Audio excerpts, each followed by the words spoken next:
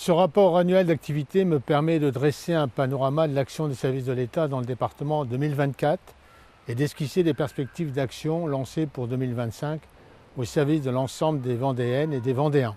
Cohésion sociale et territoriale, sécurité, organisation des élections démocratiques, transition écologique et énergétique, accompagnement des élus pour soutenir leurs projets de territoire, soutien à nos agriculteurs, rapprochement des services publics au plus près de nos concitoyens. Les périmètres d'action sont vastes. Aussi, ce rapport ne saurait être exhaustif, mais il témoigne de la mobilisation et de l'engagement quotidien des 620 agents de l'administration territoriale de l'État que je dirige.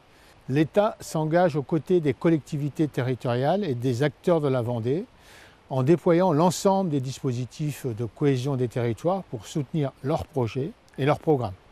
Action Cœur de Ville, Petite Ville de demain, Village d'avenir, France 2030, France Ruralité servent des actions concrètes pour bâtir un meilleur cadre de vie pour les Vendéennes et les Vendéens.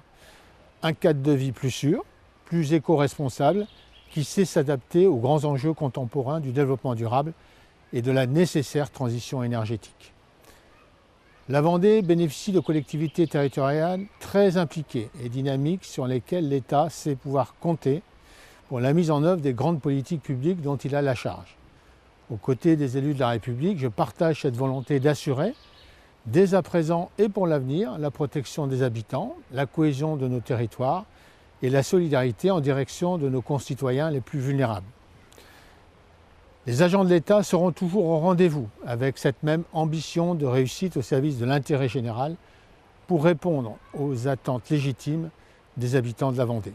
Attachés aux valeurs d'engagement et de réussite collective que développe la pratique sportive, j'ai placé ce rapport dans le cadre de la réussite des Jeux olympiques et paralympiques de Paris 2024. La Vendée y a pris toute sa part et a accueilli le passage des deux flammes avec une ferveur peu commune et sans aucun incident à déplorer. Terre de grands événements sportifs, la Vendée a mobilisé les services de l'État et l'ensemble de ses agents pour contribuer à la remarquable réussite de la 10e édition du Vendée Globe aux Sables d'Olonne. Sécurité en mer, sécurité à terre et sécurité dans les airs.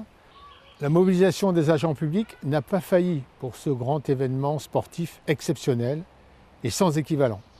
Cet engagement pour la sécurisation des grands rassemblements se poursuivra en 2025 avec notamment les championnats de France de cyclisme sur route du 26 au 29 juin aux Herbiers. Au-delà des agents de l'administration territoriale de l'État, je voudrais également saluer l'engagement des forces de l'ordre qui garantissent chaque jour la sécurité de la population, des personnels hospitaliers et des enseignants.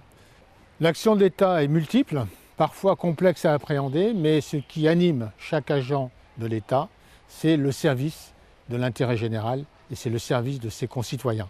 C'est un honneur de représenter l'État en Vendée et je suis particulièrement fier d'être à la tête d'un collectif toujours plus motivé et investi pour le service de la République, de la Vendée et de ses habitants.